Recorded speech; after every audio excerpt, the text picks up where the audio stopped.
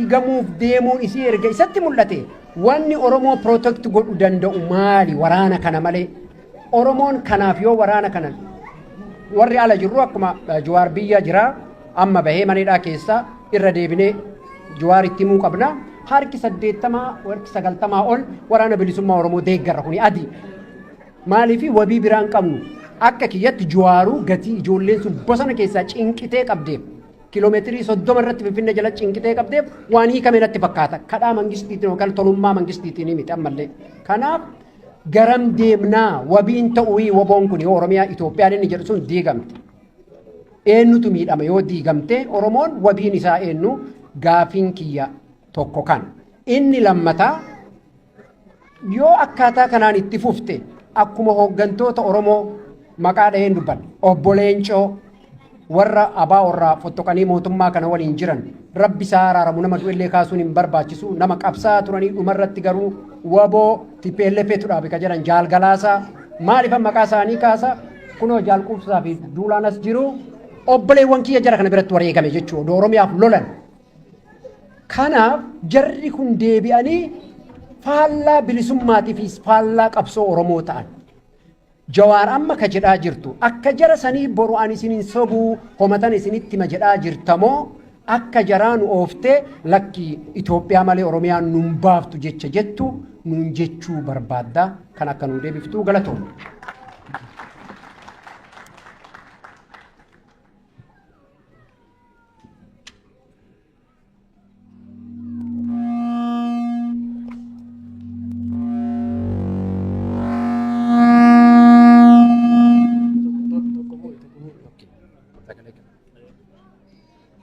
Jarri walistoota kun korrakkii hojjetaa jedhatti iftan. Tokko of muudee as dhufe. Itti aansee tura hiriyaa isaanii kitaabaatiif kenne.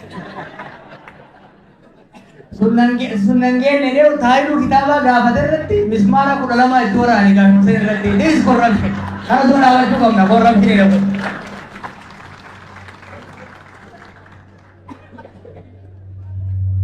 Gaafileen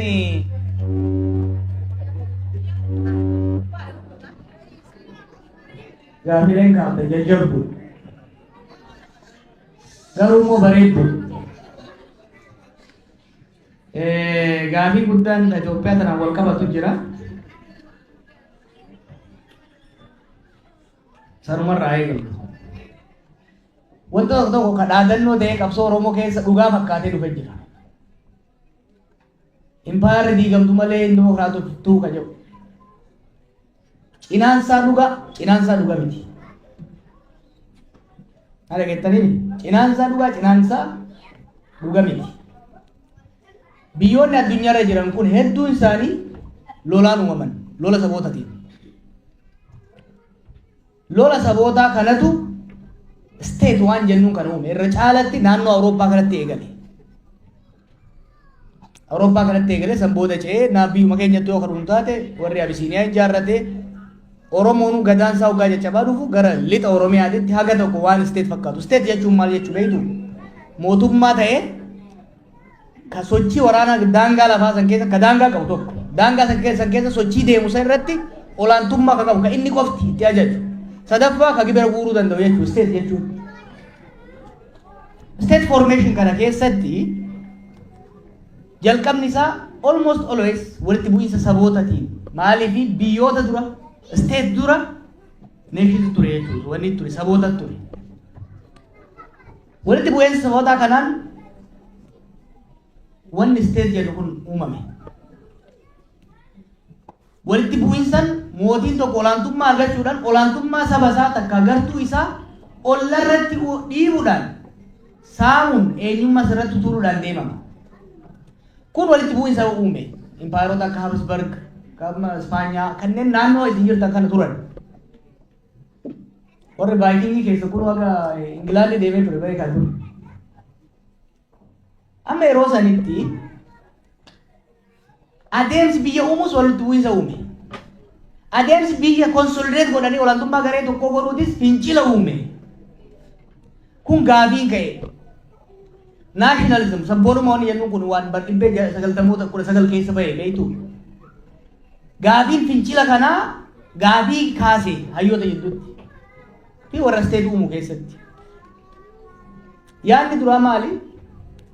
Biyya tokko keessatti saboonni afaan adda addaa, amantii adda addaa, gartuu adda addaa ta'an jiraachuu hin danda'ani. Kanaafuu saba tokko eega humnaan qabatte booddee yoo biyyatti jijjiiruu barbaadde humnaan cabayte afaan tokko, ilaalcha tokko akka qabaatan. Isteetii fi sabni tokko akka ta'u, the state and nation tokko akka ta'u yoo goote wayyaa yaadni jiru ka'e. Biyyoonni garii itti milkaa'an fakkeenyaaf Firaans. Biyyi Firaans tuni saboota hedduu keessa ture. Sochii godhameen saboonni cafa qabanii eenyummaan isaa dabamsiifamee waan tokkotti akka malu godhan. Biyyoonni biraallee irraa korrojan. Irraa korrojanitti yaallan inumaa dhodhoosee biyyoota facaase. Awustiriyaa Hangarii maal keenya impaayoroonni kun sababa kanaan faca'an. Soobeet illee Yugoslaaviyaan boodarra. Warri humnaan cafa hin hawgaa jiran keessattuu yeroo sabichi silaa gartuun saba keessaa ba'e sun humna dhabee humna ittiin cafagu yeroo itti dhabe yeroo immoo humni fincilaa cimaa itti ta'e ni kufanii jechuudha. Kanaaf biyyoonni adda addaa biqiluu eegalan. Kanaaf jalqaba bara 20 jaarraa 20 irratti yaadni lammataa biqile. Kunis maali? Mootummaan saboota adda addaa of keessaa qabdu jabaattee biyya ta'uu hin deessu, isteet ta'uu hin dandeessu. Kanaafuu balli jiru saboonni babbaqaqanii sabni kamiyyuu biyya mataa ofii uummachuu danda'uu qaba. Woodrow Wilson fa'aa booda immoo Woodrow Wilson dura Lenin fa'aa booda immoo Woodrow Wilson fa'aanis yaada self determination jedhu kana fidan jechuudha. Saboonni hunduu hiree ofii murteeffatanii of bulchuu qabu. Biyyi tokko saba fedhii adda addaa qabu, afaan adda addaa qabu, eenyummaa adda addaa qabu qabaachuu hin danda'u yaadni jedhu deemu. Kunis wal waraansa guddaa kaase maaliif saboonni biyyoota keessa jiran nullee mootummaa mataa keenyaa jaarranna yaada jedhuun deemanii kunis biyyoota amma tokko hin dhalche biyyoota biraa keessatti immoo jeequmsa guddaa galche. Booda kana immoo yaadni dhufe lakkii jidduu lafaa arguu qabna. Biyya tokko keessa saboonni hedduun jiraachuu danda'anii garuu olaantummaa garee tokko jalatti jiraachuu hin danda'anii. Biyya tokko keessatti eenyummaan saboota hundaa kabajamee ofiin of bulchanii dhawaatan eenyummaa waloo uummatanii deemuu danda'anii. Cafaquunis wal waraansa hamaa uuma, adda babbaqaysuunis wal waraansa hamaa waan uumuufi federalism yaadni jedhu. Humna federalistii ofiin jennami. Federalism wanni jedhamu kun kan dhufe maali? Biyyoota addaan baqaysuunis cafaqanii tokko uumuunis rakkoodha yaada jirra dhufu. Kanaaf yaadni impaayarri hindimokiraatoftuu jedhu sadeen kana keessaa tokko. Bara 20 jalqaba irratti kan dhufe Lenin fa'aa Stalin fa'aa kan deemanii turan. Tiyooraatikaalii dhugaadha. Piraaktikalii garuu biyyi guutumatti saba tokkorraa uumamtu jiraachuu akka hin dandeenye. Biyya humnaan jaaramte san humnaan hoggaa babbaqeessan lola hamaa keessaa galchu biyyoonni hedduu agarsiisan. Lola Yukireeniif Raashiyaa kan agartu miti. Lola Yukireeniif Raashiyaa kan. Lafti isaan irra wal lolan kun amma Yukireen Soobeet jala turte warra Raashiyaa wajjin. Hoggaa Soobeet kuuftuu warri lixaa kun addaan isii babbaqeessan. Yukireen dimokiraasii ceetee Raashiyaan gara kaan ceetee waan adda adda babayaan fakkaate. Garuu yeroo adda baasan sabni afaan Raashiyaa dubbatu bal'aan Yukireenitti as ceete. Joorjiyaattis kan ceetee jira. Raashiyaan humna qabdi. Sabni kiyya biyya Yukireen keessa saba bichuu ta'ee dhufuu hin danda'u jettee weerara itti bantee jechuudha. It is very important simplified goonee ilaallu dhiiroo. Impaayarri dimokiraatota kanaafuu haa caccabsinu. Ilma namaattu caccaba. Lola addaan hin cinnetu uumama. Amma yeroo baay'ee Yugoslaaviyaa kan namni irraa haasawu. Yugoslaaviyaan bar dhumaatii hedduu booda biyya adda addaa akka ta'uu dandeesse wal mo'ataniiti miti. Lixa keessa waan jirtuuf jeequmsi lixa biyyoota Awurooppaa keessatti cinaa isaatti godhamu kuni dantaa humnoota gurguddoo Awurooppaa fi Ameerikaa akka malee waan miidheef hogganoota saboota ripablikoota kanaa tokko tokkoon morma isaanii humnaan qabanii fuudhanii deeyitan geessanii deeyitan irratti dirqisiisanii riippablikoota kan uuman ammallee hin dhumne. Amma immoo deengadallee tiyorii tokko kaasaan ture. Yeroo qabsoo kana godhaa turretti wanni tokko hedduu influencer godhee yaadee garagalchuurra yaadee jijjiiruu kan jettu kan dhufne waan Arab Spring keessatti dhufe. Maaliif dur biyya tokko keessa fincilli yoo jiraate riphee lolaan yoo kaka'u taate mootummaaf riphee lolaa tollola. Riphee lolaa yookiin warra Soobeetii gargaara yookiin mootummaa warra Lixaatii gargaara vice versa. Adeemu gareen tokko hin mo'ata. Abbaan mo'atisa mootummaa ta'ee deema yookiin immoo biyya ofii foddafatee ijaarrata. Akka Eertiraa ture biratti ta'e yookiin immoo wayyaaneen biyya keenya qabatte jechuudha. Amma akkasii miti. Influensiin Ameerikaa sirrataa waan deemeef. Biyyoonni biraa chaalenjii gochuu danda'an dhufaa jiran. San qofa osoo hin ta'in middle income countries kan jennu. Biyyoonni akka Tarkii, Emirates, Qatar, Iraan, Saudi biyyoota kallattiidhaan dhiibbaa warra lixaas ta'e warra Raashaa jala hin jirre ka ofiin socho'uudhaaf fedhis humnas qaban uumamaa jiru. Kanaaf yeroo humnoonni lama biyya tokko keessatti wal lolan ka ulee ergisu baay'ataa dhufa. Baay'ataa dhufuun kuni humnoonni wal falman mootummaa fi humna tokkoof akka hin taane gochuudhaan akka hedduun isaa dhalatu godha. Waan Siiriyaatti ta'e waa'ee Liibiyaatti ta'e isin sodaachisuuf hin kan hin jiru. Finciloota sanitti dhiyaadhee keessan ture nan beeka. Sirrittiin qorachaa ture. Uummataaf mootummaatu. San booda fincilli qawweetti seennan humni qawwee baay'een akka biqilu warri alaa gargaaru baay'een uumamuun haala uume arra Siiriyaa keessatti eenyutu lolan sadarkaa beekamu keessa hin jiru. Wanni an sodaadhuun isinitti himaa. An Itoophiyaa beeki Itoophiyaan wattaaddaraan hin baranne. Nu biratti dur Itoophiyaa gaayana wattaaddaruma wanni biraan beeynu. Sanii miti garuu haala amma jiru kanaan muuxannoo biyyoota biraatirraa fi haala qabatamaa naannoo keenyatirraa hundoofne yoo ka deemnu taate lolli itti fufuun Oromiyaa keessa humnoonni wal falman baay'een akka dhalatan hiree bana. Kan godinaan socho'an, kan amantiin socho'an isin hin dho'isu. And I see it. Isin hin sobu, isinis ni beektan, anillee nan beeka. Sabboonummaa keenya ijaarree jirra.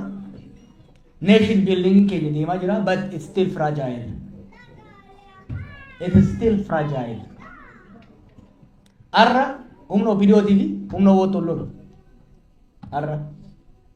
Kun itti fufnaan garuu humni wal lolu baay'ataa deema.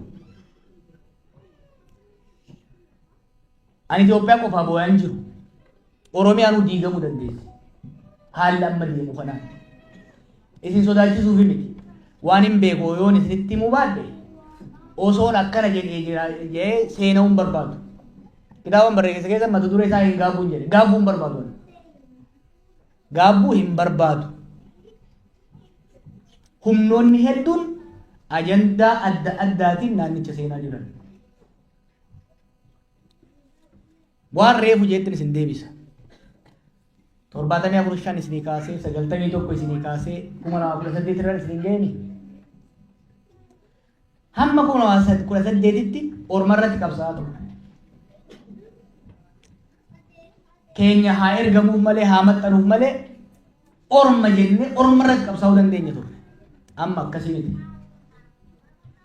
Amma keenya irratti qabsoofu. Walirratti qabsoofu. Lola walii kana keessatti harki alagaa hedduu hoggaa seenu waliin tun amma 2 taati kuturaan. Listen very carefully. Maaliif hin isheenuftu? Hin isheenuftu.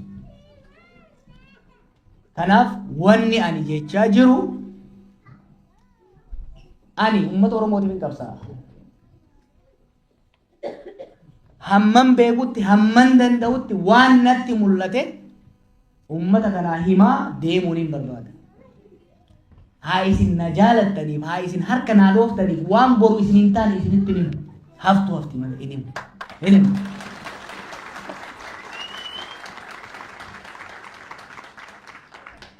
Laafa bar boonellee beeyna. Godhaa ture hoggansi adda addaa. Hoggansi Oromoo waan an jedhu kanatti namanne hin jiru hin sobani. Isinitti himuu qabu isin sodaatan. Isin sodaatan. Isin sodaatan. Beeylaa isin. Ani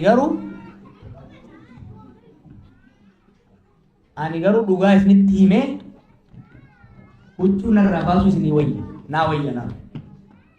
Ana akka malaalutti Oromoof ka ta'u, Oromiyaaf ka ta'u, ollaa keenyaaf kan ta'u, empaayer tortortuu isin jettan san qooybinee suphinee kabnee mirga keenya keessatti kabachiifne ka ormallee kabajuutu ta'a. Rakkoo amma jiru harkan dhayinaa dhiisaa rakkoo amma jiru isinitti manamu. Warri rakkoo guddaa keessa enne jirra bara argaan jirtan malee. Ela arra impaayeratti ka mataarra taa'u Oromoo. Nu ajjeesa maqaa keenyan immoo orma ajjeesa. Nu miidha laalaa qabna. Orma miidha diina nutti horaa jira. You understand? Dilemaan amma Oromoon keessa jiru takkaa waan akkanaa keessa seenee hin beeku. So let's be very careful. Reflect yaa goonu laalaa qabna. Wareegama kafalaa jirra. Wareegama kafallees jirra. Wareegama garuu ka kafallu biyya ijaaruudhaaf. Saba keenya du'a keessaa baasuudhaaf. Saba keenya hiyyummaa keessaa baasuudhaaf. Lolaan ittiin deemnaa biyya san keessatti impaayera tana diignu malee yoo ka jennu taate nutu inni diigamna dhugaan isinitti hima. Tokko haala qabatamaa kana lammaffaa humna ciccimaatu jira. Ka biyya san diiguus barbaadu, ka biyya sun akka hin diigamnes barbaadu. Oromoof Amaaraa Tigree isin jechaa jiru humnoonni alaa. Humna san tursiisuu ka barbaadu jira biyya san at any cost. Biyya san diiguu ka barbaadu jira at any cost. Nu amma dirree gubbaatti taa'ee isinitti hima. Ani Oromoo qofa osoo hin ta'in sabaa sablammoota biyya saniitiif kan hin jiru. Dirree kubbaa haa ta'uu haa dhiifnu because nobody is going to win. Bara deeggardaa waan ta'e agartanii jirtanii.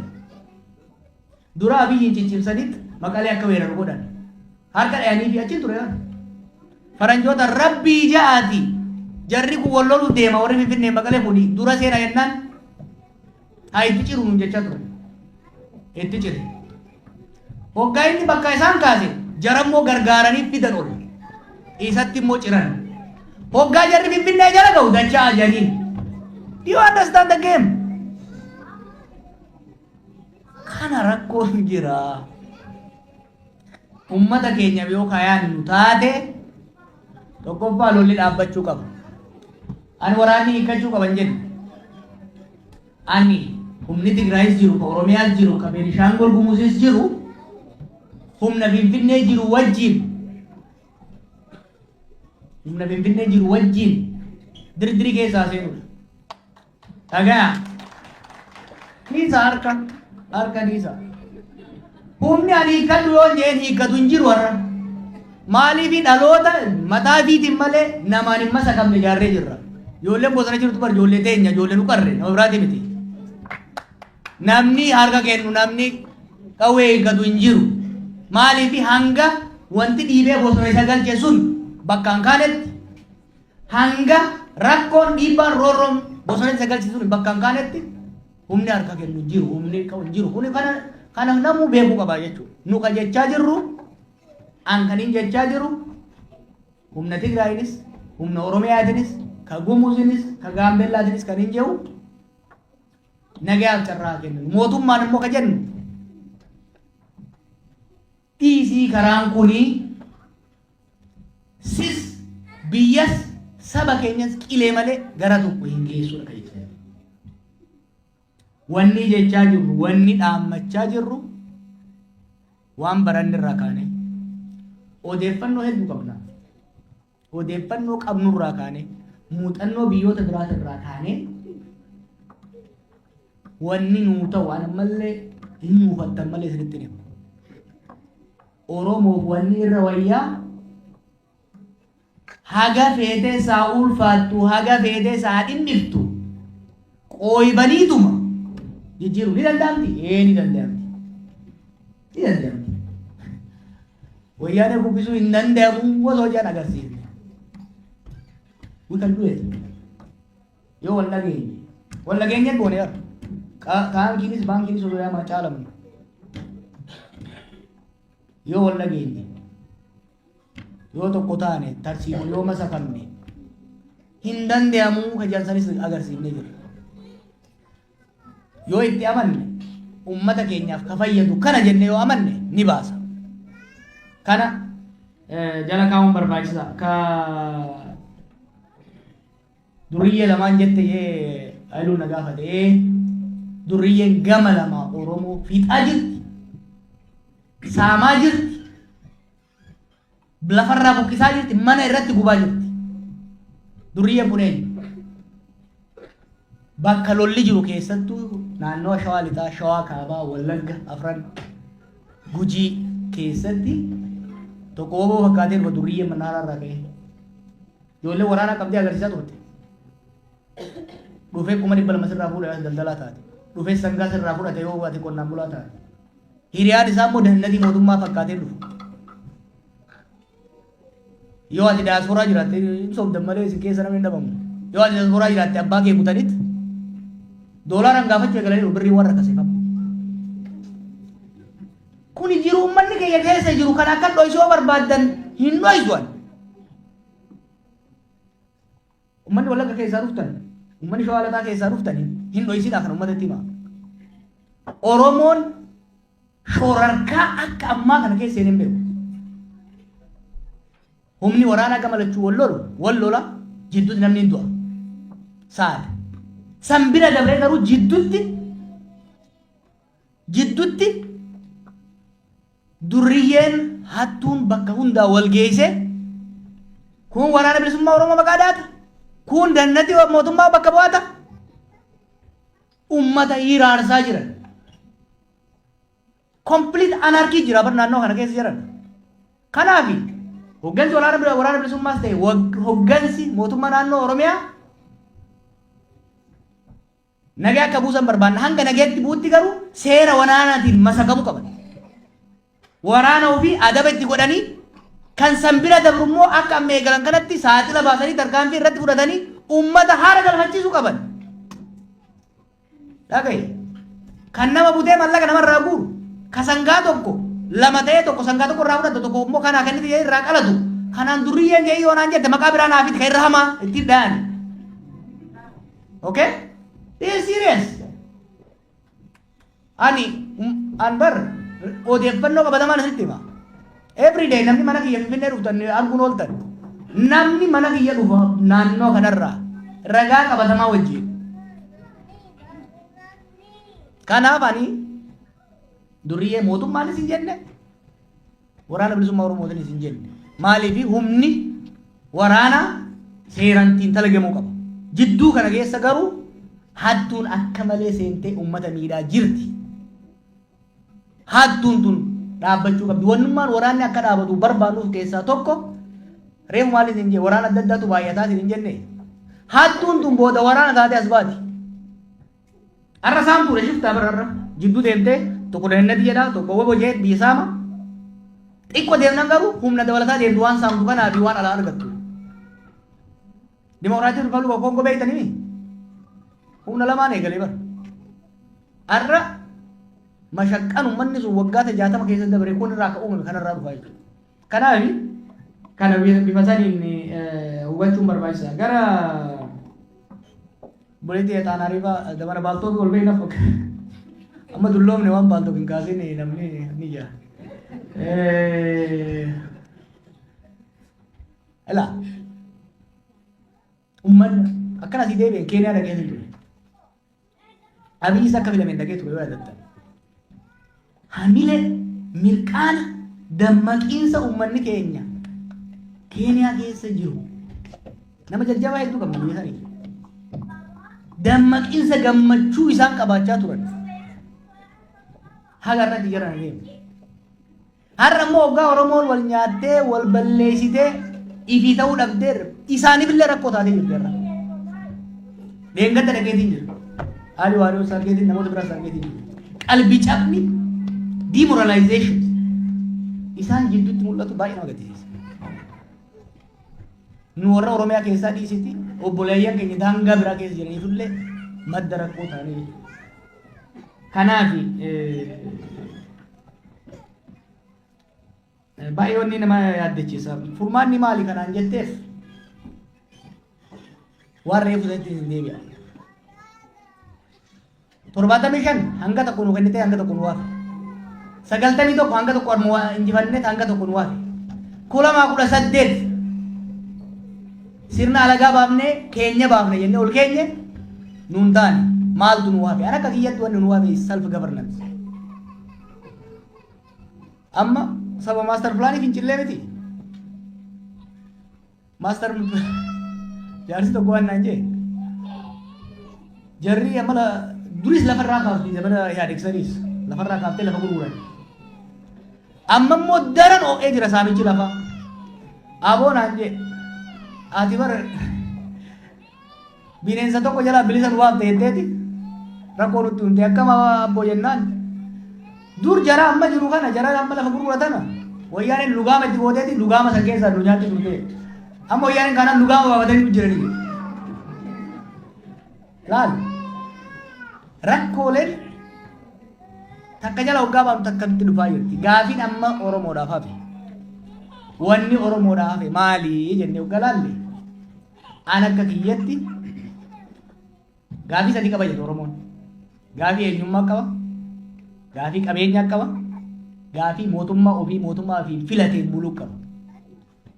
Kan artikuleet goonee kan itti aanu mootummaa ofii filateen yoo ka bulu taate saamichi irrallee dhaabachuu baatu silaa mootummaan korrapshiniin dhiibtu Afrikatti irrata. Kanaaf sanirratti fuulleffannee yoo deemne achi gahuudhaaf garuu lolli kun dhaabachuu qaba.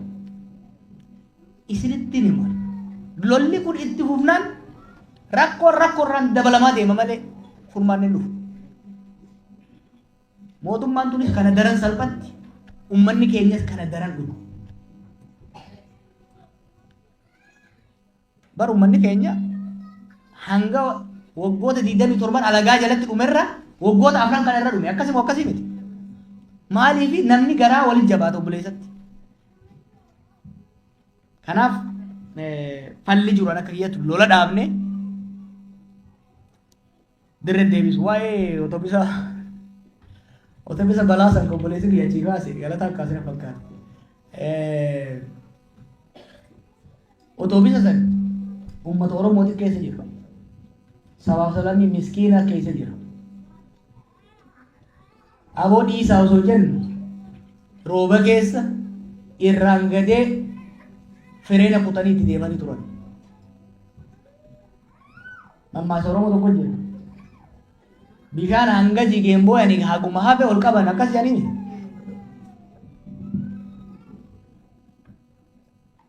Wanni wayiwaachuu jiru.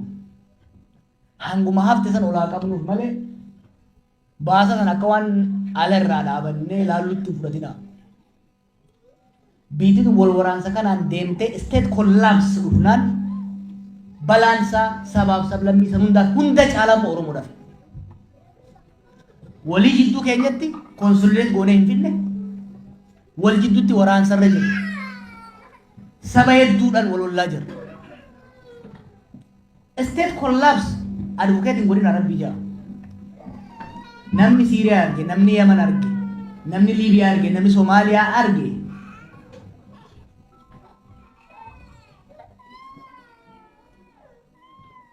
Ani gama kiyyatti advocating godina. Mataa jirutti sabbata maran. Itoophiyaa jirtu sanirraa adda baane yoo kabaanu taates. Itoophiyaa akka isaatti yoo fudhattan naannoleen amma jiru kun lakkuu garaa isii keessa jirtu.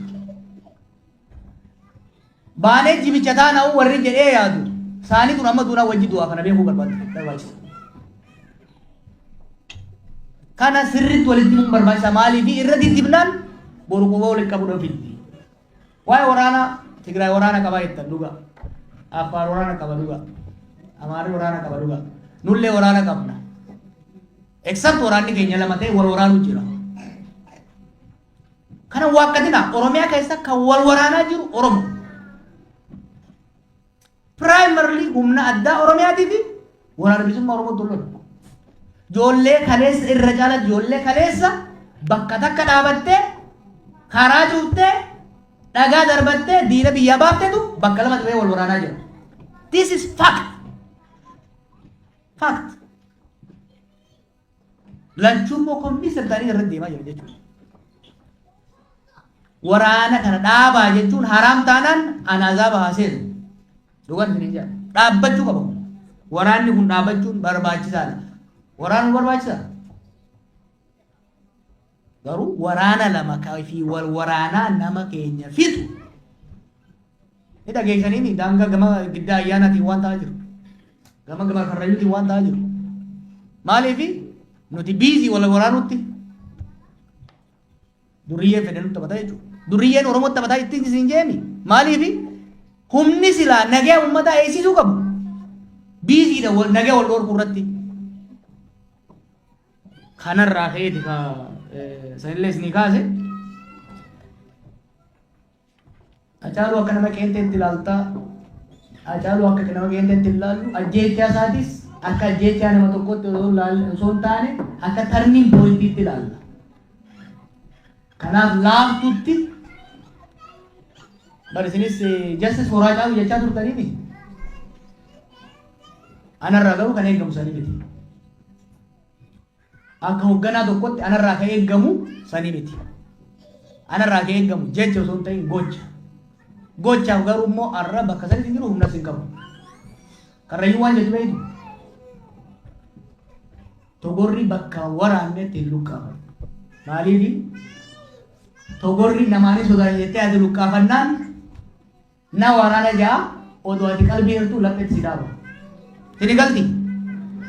Tanasumaan cuuta.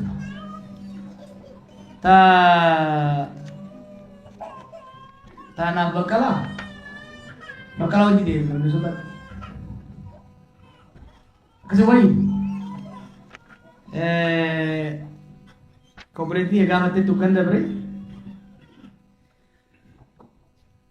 ከትግራይ ጋር ተነስቶ የመጣው ጥያቄ አፋን ኦሮሞ ሲሆን በአማርኛ ላድርግልሽ ችግር የለውም። ሰው እነሱ ይስሙ በደንብ። በመጀመሪያ ደረጃ በትግራይ ህዝብ ላይ የተፈጸመው ጦርነት በጣም የሚያሳዝን ነው። It's avoidable እኮ የሚያሳዝን ነገር እኮ። ፕሮፌሰር መራራ አንድ የተናገረው ነገር ነበር። ለአብይ የሚከብደው ኢህአዴግን ማስተዳደር እንጂ ኢትዮጵያን ማስተዳደር አይደለም። በኢህአዴግ ውስጥ የነበረ ሽኩቻ፣ መናናቅ ሳድሊ ስልጣን እንዲለቁ ስንደራደር ከኢህአዴግ አባል ካልሆነ በስተቀር ተብሎ ነው ይሄ። ኢህአዴጎች ግን ፖለቲካን በፖለቲካ መፍትሄ መፍታት አልቻሉም። For every political problem, they always look security solution. የነበረው በመቀሌና በፊንፊኔ መካከል የነበረው ልዩነት አይደለም ለመታኮስ ለመሳደብ የማያደርስ ነበር። አወዜር ሁለቱንም ወገን አውቀዋለሁ። ችግሩ እንደሚመጣ ደግሞ ገና ትግሉ ላይ እናውቀው ነበር። አውቀው ነበረበት። ኤዘር ወይ ተፈጥሯል። አሁንም እኔ ለትግራይ ወንድሞቼም ለፌደራል መንግስትም ለአማራ ክልል መንግስትም የምመክረው ከዚህ የባሰ ሀገር አይውደም። because nobody is going to win. እንድትሸናነፉ አይፈቅዱላቸውም እንዲሸናነፉ. because this is no longer a war between Mekelle and Finfinnee. It's a global war. ማንም እንዲያሸንፍ አይፈቀድም። ምክንያቱም ለሌላው ኃይል እኛ አርሰናልና ማንቸስተር ነን። ስለዚህ ሲሪየስ የሆነ ጥያቄ ነው ይሄ። ሁለተኛው ከኤርትራ ጋር የተያያዘው እኔ I don't want to be politically correct. I'm a realist. የኢትዮጵያና የኤርትራ ጉዳይ ኮምፕሊኬትድ ዲቮርስ ነው። ከስተዲ ባትል ታውቁታላችሁ። ባልና ሚስት ሲፋቱ እሱ የኤርትራ እና የኢትዮጵያ የሉዓላዊነት ጉዳይ የህግ ማዕቀፍ የተቃዋሚ ማዕቀፍ አልተበጀለትም። መለስ አላበጀለትም። የኢትዮጵያና የኤርትራ ጉዳይ ከመሆኑ ይልቅ የመለስና የኢሳያስ ጉዳይ ሆነ። የሁለት ሀገሮች ግንኙነት ተቋማዊ መሆን አለበት፣ ህጋዊ መሆን አለበት። የሰው ልጅ በደስታ ጊዜ ለችግር ካልተዘጋጀ ችግርን መቅረፍ አይችልም። የጋራ ጆይንት ቪክተርስ ስለነበሩ ደርግ ላይ ነገ እንጣላለን ብለው ስላላሰቡ ግንኙነታቸውን ሀገራዊ ህጋዊ አላደረጉትም። የ1998ቱ ጦርነት የዚህ ውጤት ነው። ከዛ በኋላ የአልጀርስ ስምምነት ተደረገ። ወደ ስራ ግን አልተተገበረም። አሁንም ሁለቱ ሀገሮች ሁለት ሀገር አልሆኑም። ምክንያቱም ያ ስምምነት ተተግብሮ የሁለቱ ሀገሮች የዲፕሎማሲያዊና የጎረቤት ሀገር ግንኙነት ህጋዊ ተቋማዊ አልሆነም። ለዚህ ደግሞ ህወሓት ተጠያቂ ነው። ቢኮዝ ዝም ብሎ ብቻ በመዝለል ታሪክም በመዝለል ብቻ ኃይለ ሥላሴ ተጠያቂ ነበረ የኤርትራ ጉዳይ በሰላም ባለመፍታቱ። ደርግ በመባሳሱ ተጠያቂ ነው። ኢህአዴግ ህወሓት ተጠያቂ ነው ለዚህ ችግር። እንዲሁም ኤርትራን የሚገዛው መንግስትን ተጠያቂ ነው። ፋስት ፎርወርድ 2018 ላይ መጣን። 2018 ስንመጣ እድል ነበረው። የሁለቱ ሀገሮች ግጭት ፋይናሊ በሰላም እንዲፈታ በግንባር ቀደም ኢኒሼት ያደረግን እኛ ነን። ነገር ግን ወደ ሰላም ሲገባ የሁለትዮሽ የሰላም ጉዳይ ሳይሆን የአብይና የኢሳያስ ጉዳይ ያደረጉት። ይሄ የህወሓትን መገፋት የትግራይን መገፋት ስሜት ፈጠረ። ቅድም እንኳን ያልሽው ነገር አለ። ተጋብዘው ነው ያልሽው። ለምን ነው ሌላ ሀገር ያልጋበዝ ነው? ኢት ኢዝ ኢምፖርታንት። ንዴት እንዳላቃለሁ ሁሉ ነገር አውቀዋለሁ። እኔ ግን ስለ ትላንቱ ማሰብ አልፈልግም።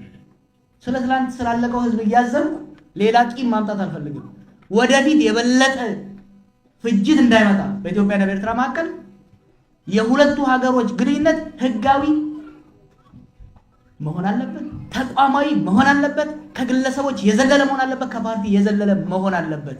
ይሄ እስካልሆነ ድረስ የኤርትራና የኢትዮጵያ ጉዳይ ሰሚ ዶሜስቲክ ሰሚ ፎሪን ሆኖ ነው የሚቀጥለው። ይሄ ማንንም ለማስደሰት ለማስከፋት ብለው ሳይሆን ያሳስበኛል። ዩሲ የኤርትራ ነፃነት ትግል ሲደረግ እዛ ማአት ያለቀ ኦሮሞ ነው።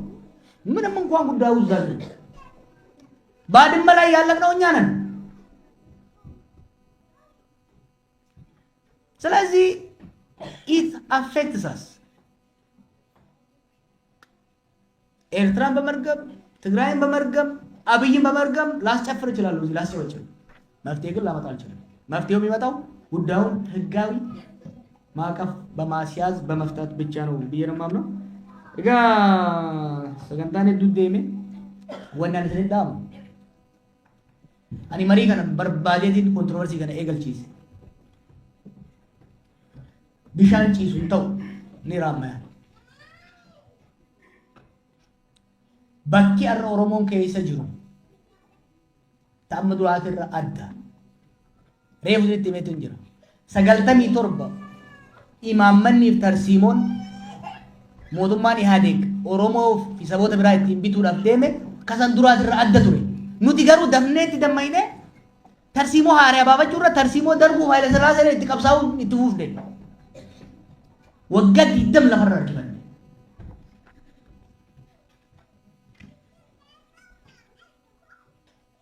kuma lama kudha saddeet ammas jijjiiramaa dhufe. Hariiroon mootummaatii fi ka Oromoodhaa seekuritaayiz ta'ee ittuma fufe garuu tarsiimoon itti jijjiirame. Waggaa 4 qisaasne dafnee itti dammaquu dhabuudha. Kan ammoo anuu itti gaafatamummaa fuudha. Akka bakka lamatti qoodamne bara. Gariin akka mootummaa Oromootiin fudhate.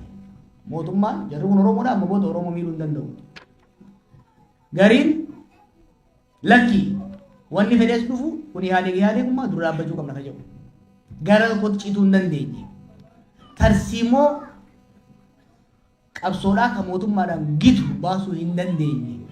waggaa afur isaan amma sirriitti dammaynee tarsiimoo sirna kanaan gitu maali ala amma imbayarri haji gam jetta reefu wardiyaan imbayaraa Oromoo dha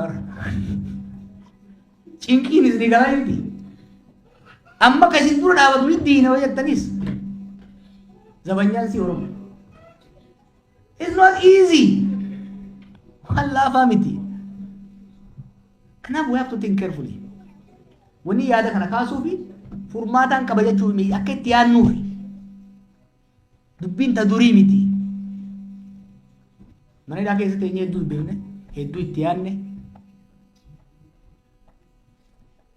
dongorri guddaan nuti hojjanne tarsiimoo ihaadeg irratti itti qabsoofne biltsiginna irratti itti fuufne jechuu ihaadeg Tigreetu itti mataa ture biltsiginna Oromootu itti mataa. This fundamental shift. Kana careful deemnu bu'aanan biyya diina saba keenya diina ummata keenya diina. Abshaalummaan deemnaan garuu humnatti jijjiiruu dandeenya. Sana zirzirii isinitti himu. Gamnummaan itti deemnaan sirriitti qorannee itti deemnaan maal isin jee gaafa ilee fidaatii jettan gaafa ilee fidaatii Oromoon irraa buufatee jira kasaaraa qofaami lafa deeffate ni jira rabboonni as keessa jira warri haasaan godhe osoo lafti deebi'uu baatte qabsoon abaawoodhaa Harargee keessatti biqiluu hin dandeessu ture. 91 Oromiyaa fi qubee dhaabbanne itti fayyadamne osoo Oromiyaa fi qubeen dhaabachuu baatte dhaloonni qubee dhufee qeerroo jaaree sirra san hin qaarsu ture. Ammas waan irraa argannee jira. Yoo xiqqaate haardweeriin keenya soofteeriitu bakka biraa malee. Soofteerii abdeet gochuudha gaafata jechuudha.